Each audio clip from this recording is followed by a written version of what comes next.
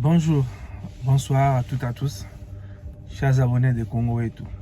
Euh, c'est pour moi un plaisir, comme je le dis toujours, d'être avec vous. Je vous remercie pour votre soutien. Je vous remercie euh, pour ce que vous faites pour Congo et tout. Je vous demande de vous abonner, de liker les vidéos, de partager, de commenter. Et aussi, je remercie mon sponsor, la société justendin.com, qui est un site internet. En fait, c'est une société qui vend sur internet. Ceux qui ont accès à internet peuvent bien naviguer sur ce site et voir tout ce qu'ils vendent. Surtout ceux qui sont ici aux États-Unis, parce que le fret pour certains produits sur les États-Unis est gratuit. Pour certains produits, c'est moins de 5 dollars. Alors, le site est là.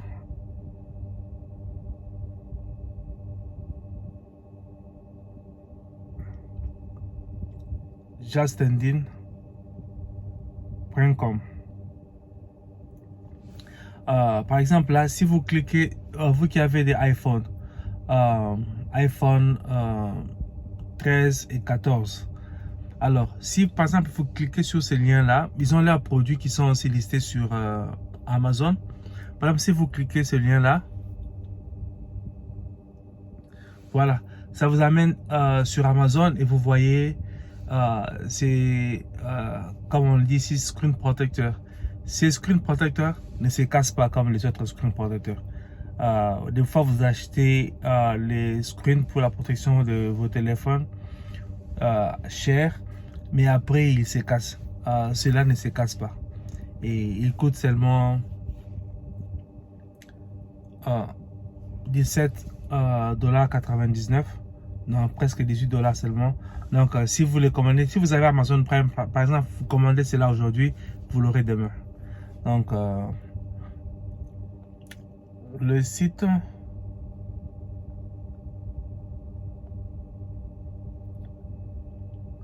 alors si vous êtes dans le site, vous cliquez sur Shop All ici. Alors, vous voyez tout ce qu'il y a dans le site.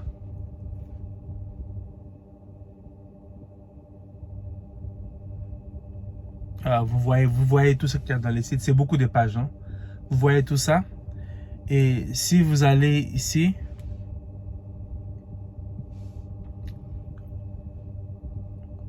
voilà. Là, c'est... Voilà. Ça, c'est le menu. Et puis, si vous allez sur catalogue, là, vous voyez les collections. Il y a les accessoires, il y a des sacs à main, il y a des chaussures comme celle-là, il y a des chaussures. Il y a beaucoup de choses. Visitez le site. Je suis sûr que vous allez trouver quelque chose que vous aimez. En tout cas, merci beaucoup. Merci à mon sponsor. Merci à vous qui me suivez. Alors, aujourd'hui, nous avons appris une nouvelle triste. Il s'agit de la mort de Nemwana Semi.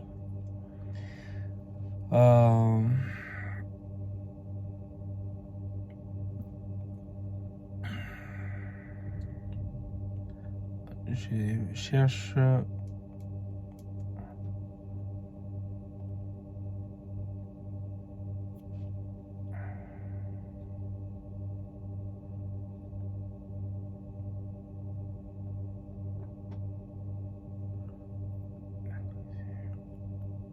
Je m'excuse.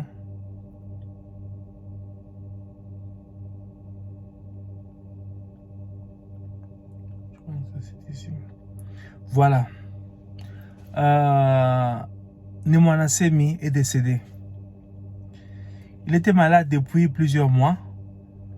Il est décédé aujourd'hui à 11h30.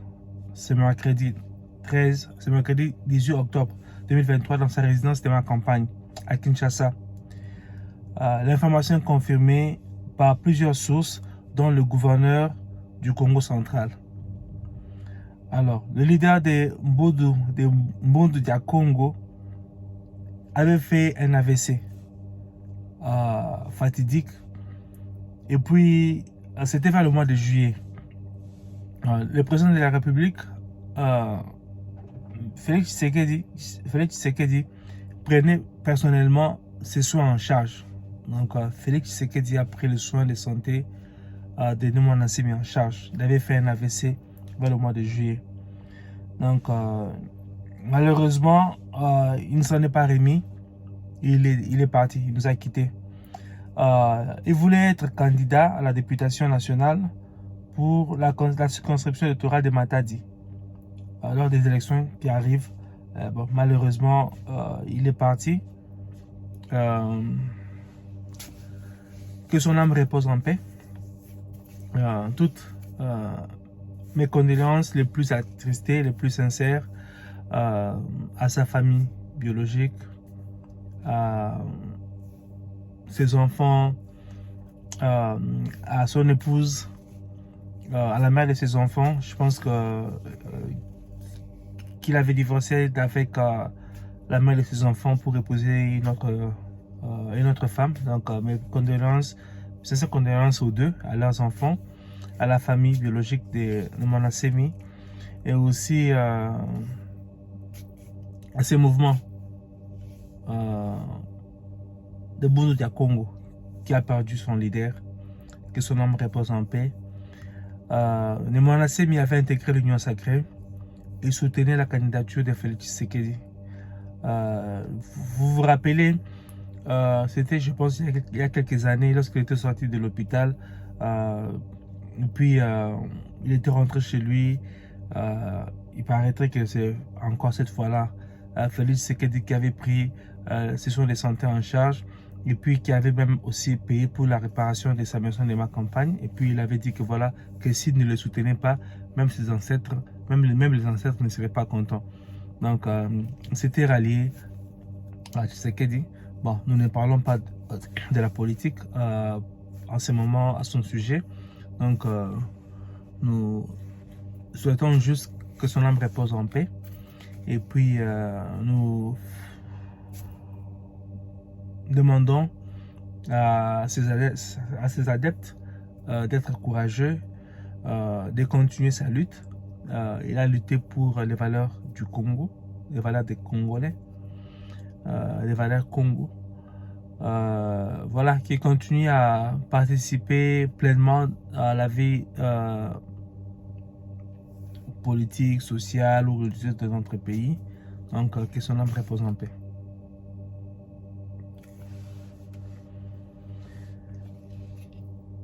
Élection 2023.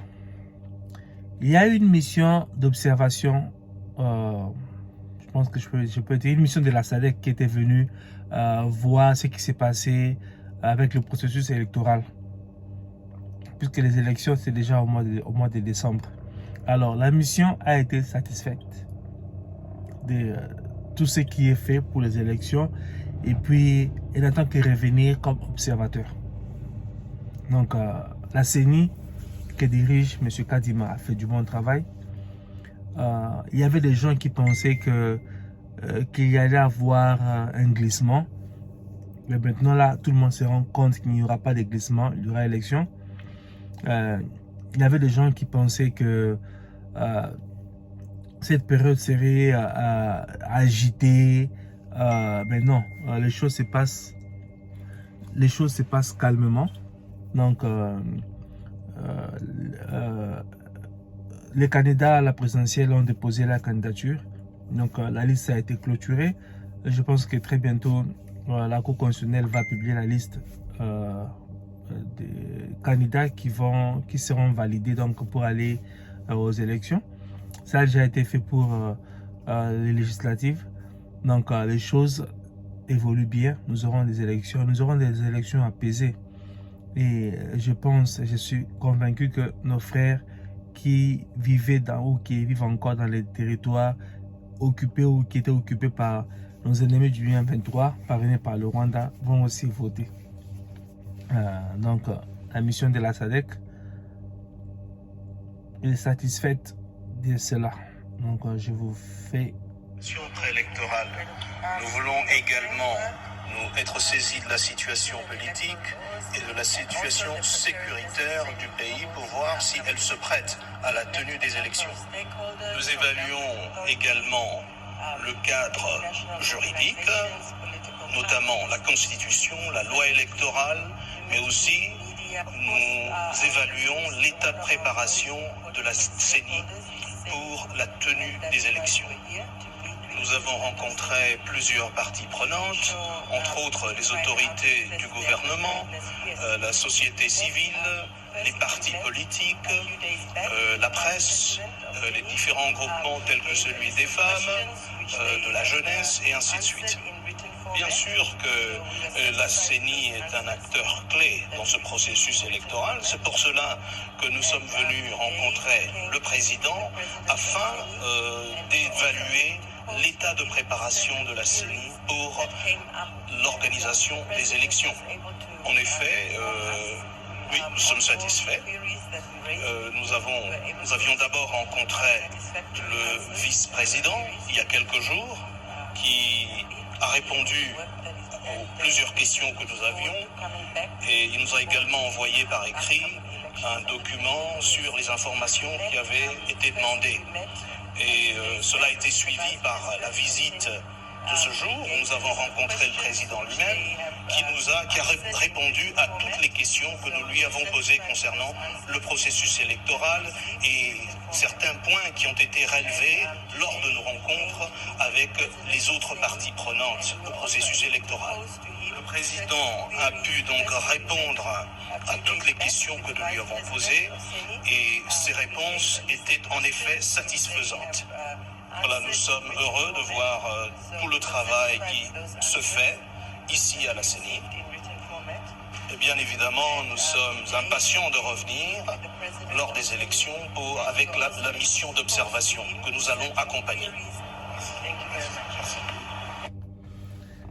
Voilà, donc continuons à faire en sorte que tout se passe bien. Comme je te l'ai dit souvent, ça c'est une occasion, une opportunité que nous avons pour confirmer notre indépendance politique, pour que nos leaders ne soient pas des personnes qui nous sont imposées de l'extérieur, mais des personnes qui viennent de nos votes. On vote, on compte les votes, on signe les PV, on valide que voilà, on a voté telle personne et cette personne-là va occuper le poste président, député ou je ne sais pas. Donc c'est vraiment très important pour nous de participer à ces processus. Donc c'est déjà bien que la classe politique s'est enrôlée massivement. Les gens qui critiquaient le processus hier se sont enrôlés aujourd'hui. Donc on doit arrêter cette histoire que le processus électoral est pris en otage par une ethnie. Ce sont les individus qui organisent, qui animent des institutions. Ce n'est pas une ethnie. Ces individus, s'ils sont compétents, il faut reconnaître leur compétence. Il ne faut pas oublier leur compétence pour regarder leur ethnie. Et là, nous avons la mission de la SADC qui est satisfaite de ce qui est en train de se faire. Donc, c'est vraiment bien. Et nous allons avoir des élections dans le délai constitutionnel. Donc, pas de glissement, pas de dialogue. Malheureusement, pour ceux qui n'ont pas des bases politiques importantes pour pouvoir accéder à un poste politique dans notre gouvernement. Donc, il n'y aura pas de dialogue, malheureusement pour eux. Il faut avoir une base importante pour gagner le vote et représenter cette base-là dans les institutions. Donc, c'est très important. Donc, on doit finir avec cette histoire. Les gens qui n'ont pas de base, qui s'arrangent toujours pour se retrouver dans le gouvernement avec des dialogues. On doit arrêter cette histoire-là. Donc, ça, c'est un moyen de nettoyer notre classe politique et de la légitimer, puisque en fait, la classe politique sera constituée de gens qui ont des bases. Donc, c'est vraiment une bonne chose. Et autre chose, puisque nous parlons des élections, donc, s'il n'y a pas de sécurité, s'il n'y a pas de paix, il ne peut pas avoir élection. Donc, pour ce qui est de cela, un point très important, donc, le vice-premier ministre en charge de la défense, Jean-Pierre Bemba, avait proposé à ce qu'on crée des réservistes. Donc, des gens qui savent manipuler les armes, qui peuvent seconder l'armée lorsque nous devons aller nous battre. Donc, c'est un moyen pour le gouvernement de reconnaître les Wazalendo. Wazalendo veut dire patriote, je pense, en Swahili. Donc, tout celui qui est patriote peut être considéré comme un Wazalendo. Et tout celui qui a la notion dans la manipulation des armes, ainsi de suite, et qui aimerait seconder le FARDC, donc le gouvernement congolais va les mettre dans les mêmes conditions que les FARDC. Donc, le gouvernement congolais va leur fournir la logistique.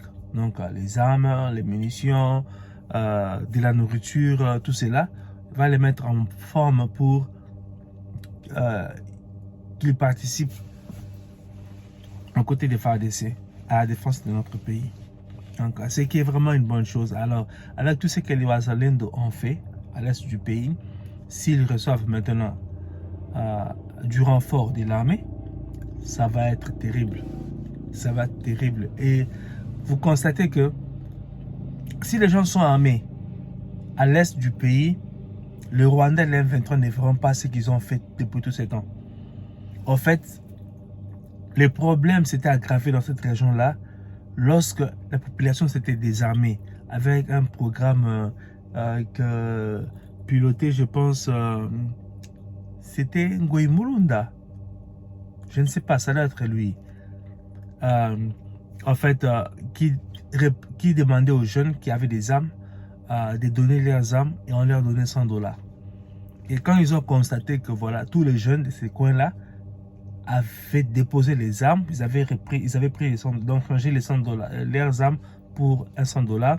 Lorsqu'ils ont constaté qu'il n'y avait plus d'armes, c'est en ce moment-là que l'insécurité s'était accrue, puisque ces gens-là, nos ennemis du M23 et des groupes qui les ont précédés avaient compris que la population était maintenant désarmée.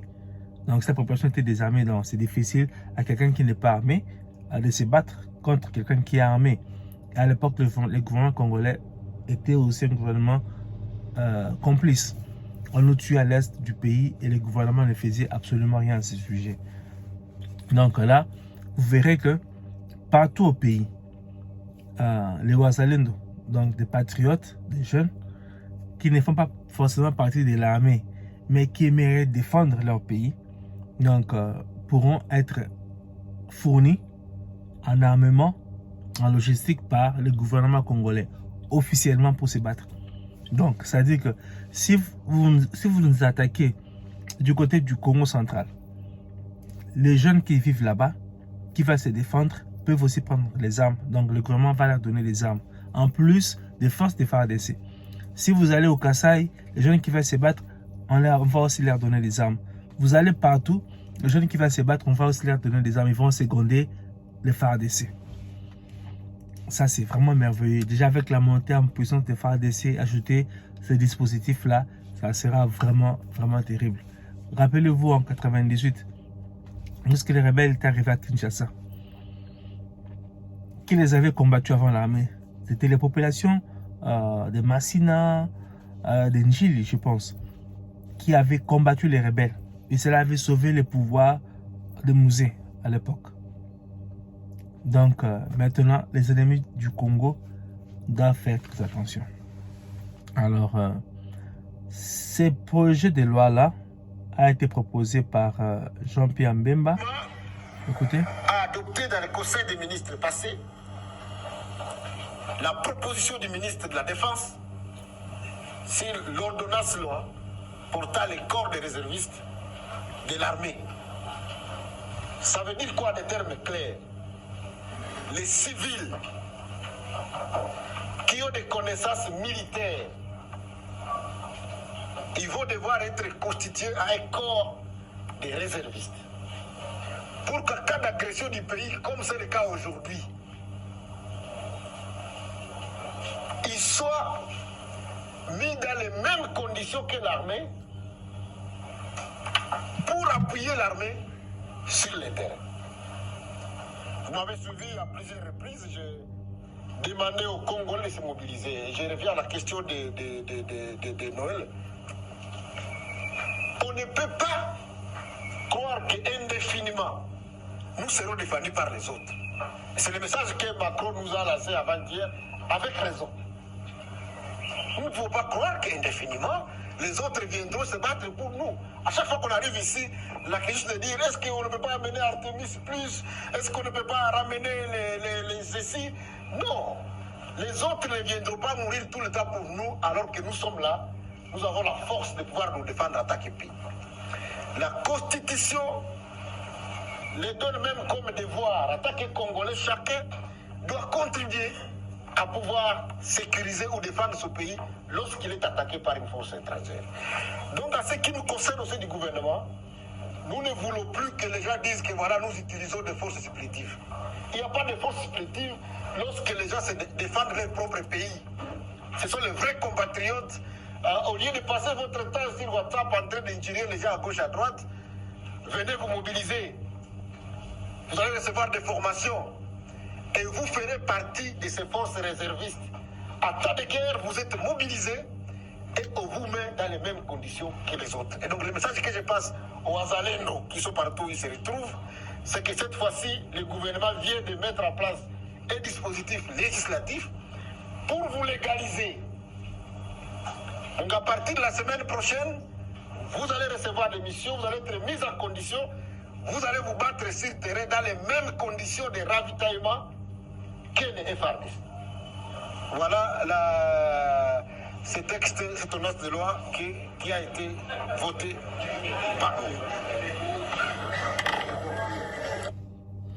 Voilà, vous vous rappelez que le Rwandais était allé se plaindre au Conseil de sécurité des Nations Unies que le gouvernement congolais avait donné des armes aux Wazalendo pour tuer les Tutsis à l'est du Congo.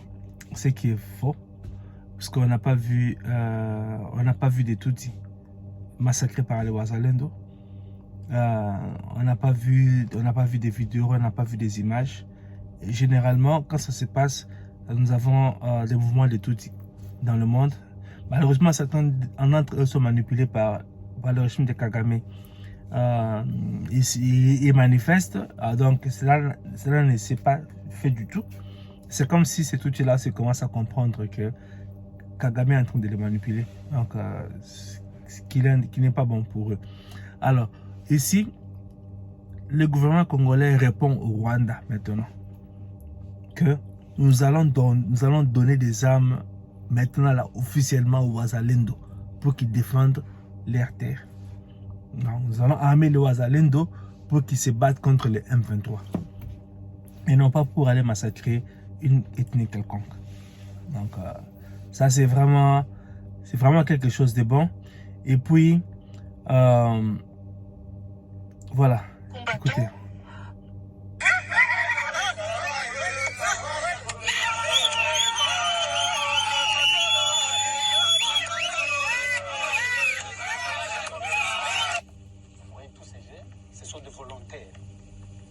Ils ont des familles, ils ont des femmes, ils ont des enfants. Ils ne sont pas venus pour kidnapper, pour tuer, pour voler, mais ils sont venus pour une cause noble. Ils sont venus défendre leur patrie. Rutshuru, c'est leur territoire. Voulez-vous qu'ils prennent fuite vers où? Au Kasaï, au Bandundu? Et quand ici l'ennemi arrive à Kinshasa, ils vont prendre fuite vers le Congo-Brazza? Non. Ils se sont dit, nous étions démobilisés, nous étions tels, mais notre pays est en danger. Les MPA son rôle. Vous voyez, nous sommes dans des zones, nous sommes à Rugari, nous sommes à Binza, Nyabanira, Kassave, qui sont partout là-bas. Ceux qui ont des places où ils vont fuir, ils ont fui. Mais nous, nous résistons. Nous sommes en pleine opération. Parce que nous avons signé l'accord de paix à Nairobi. On s'était dit, nos parents ont longtemps souffert, donner l'occasion à la population du Nord Kivu, de Lituri, de Maniema, de Kalemi, l'occasion de sentir cette paix. Mais nos voisins amis ennemis, ne nous ont pas, ne veulent pas que cette paix revienne, que le Congo puisse se développer comme elle se développe chez eux. Vous pensez que chaque fois nous serons attaqués et laisser l'ennemi M23 circuler librement? On a pris une décision, ensemble avec l'équipe de l'état-major, de dire nous allons lancer les opérations d'une façon farouche. Je le dis bien, d'une façon farouche. Bien sûr, les gens disent non, les résistants, les Wazalendo n'ont pas la force de déloger les M23. Mais je dis bien, nous allons les déstabiliser, les redéstabiliser. Alors, vous voyez cette motivation que les jeunes Congolais ont aujourd'hui pour défendre le Congo. Et ce qui se passe au Congo, ça c'est un réveil pour l'Afrique. Parce que ce qui se passe au Congo ne se passe pas encore dans les autres pays africains. Les Congolais se sont réveillés. Les Congolais ont souffert pendant des décennies. Ils en ont marre. Ils se sont réveillés maintenant pour bâtir le Congo. Pour défendre le Congo. Et espérons que cette mentalité-là va se propager dans les autres pays pour que nos frères africains travaillent pour leur pays, travaillent pour l'Afrique. Alors, écoutez. Nous connaissons les limites de notre pays, la RDC, et nous sommes engagés à bouter le M23 et son allié le Rwanda hors des frontières congolaises. Le VDP est loin de toute guerre tribale. Nous avons toutes les communautés mises ensemble, un ennemi commun, et c'est le M23 et son allié. Voilà donc ce qu'a dit le commandant Luanda au cadre du VDP qui s'identifie comme T4. Son état-major est installé à Burungu, 15 km de Kichanga, en territoire de Masisi. Kazi yetu kwa kweli tulikuja hapa na kukimbiza adui na adui tayari tulimpiga. Kwa wakaaji ambao walipima kutuchunga kwa kutupokea na wengine walikimbia wanaanza rudi. Sisi na wananchi hakuna tatizo. Hatu mambo ya kabila. Sisi ni jeshi ambalo limejiunga pamoja tukiwa wananchi. Toujours à Burungu, un autre commandant VDP présente un rendu du M23 qui visiblement n'a pas supporté la puissance de fait de l'armée des patriotes.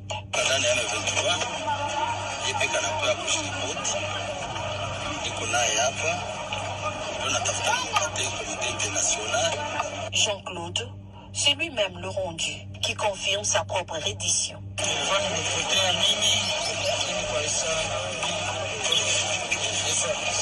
Un peu plus tôt, dans les petits Massissi, précisément à Kirolurwe, nous avons rencontré cette femme de l'ethnie Tutsi, mais aussi un vieil homme qui certifie tous la cohabitation entre communautés, qui est une réalité.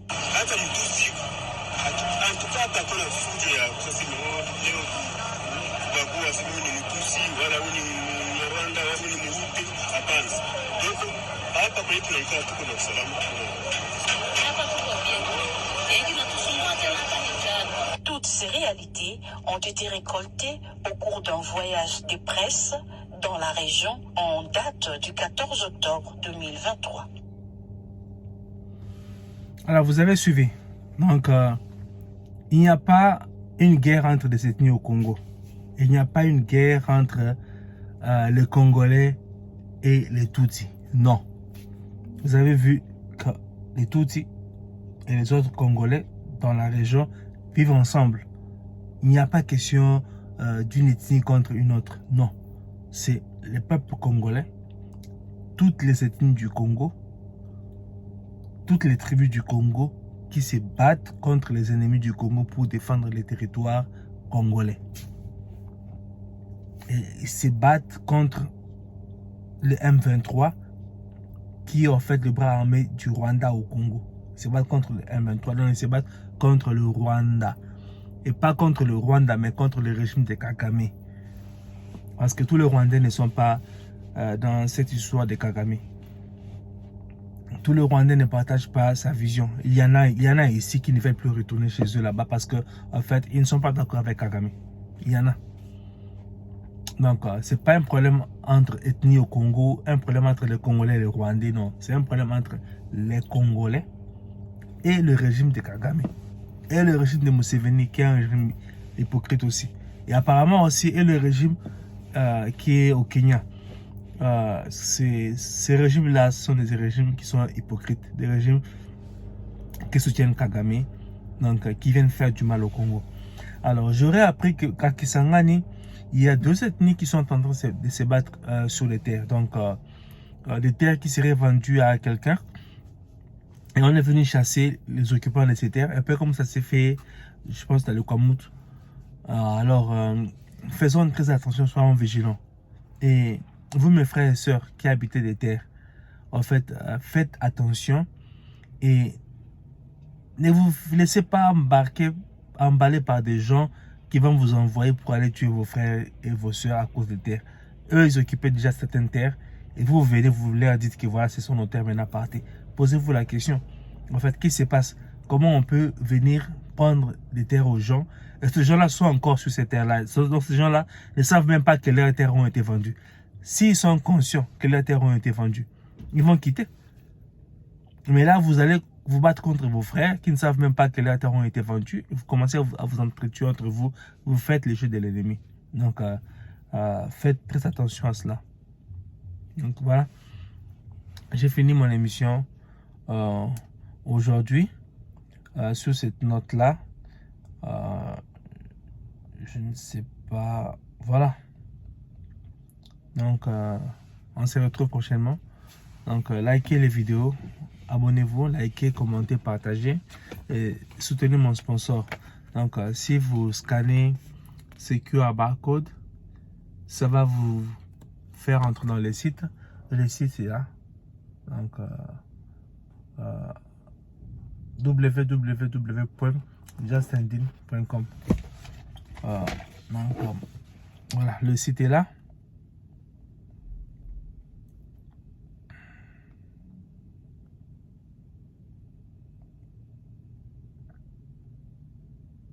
Excusez. Bon. De toute façon, vous l'avez déjà vu. Le site est là. Alors, regardez par exemple les chaussures. Vous voyez tout ça. Donnez de la chance aux autres. Et à votre tour, on vous donnera aussi de la chance. Ne supportez pas seulement ceux qui ont déjà ceux qui sont déjà devenus grands dans les business. Permettez aussi aux autres de se lancer aussi dans les business, de devenir grands pour concurrencer avec ces gens-là. Ça sera dans votre intérêt. Sinon, comme je l'ai dit souvent, nous n'allons pas créer d'autres riches. Les riches vont demeurer riches, les pauvres vont demeurer riches, vont demeurer pauvres, parce que les pauvres ne veulent pas aider les autres pauvres à devenir riches. Donc, c'est un plaisir pour moi d'être avec vous. On se revoit prochainement.